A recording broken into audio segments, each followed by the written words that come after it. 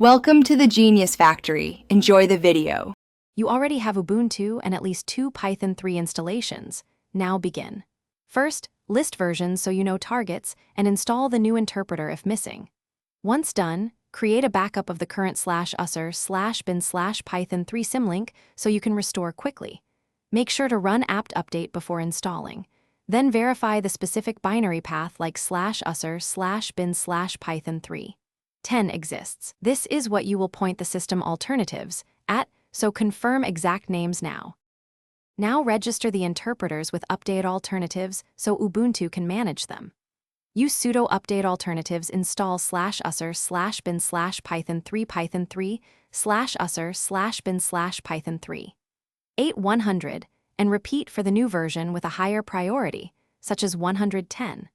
Once both are registered, run sudo update alternatives config python3 and choose the number for the version you want as default. This step changes the symlink cleanly.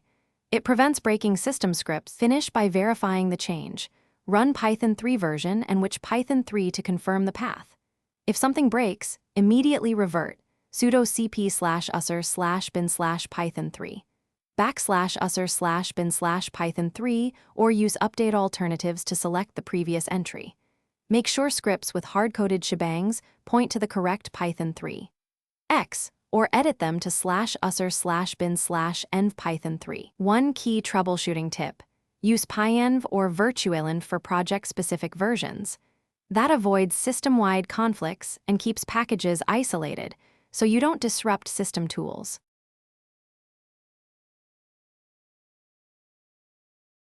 Thanks for watching. If you found this helpful, don't forget to like and subscribe.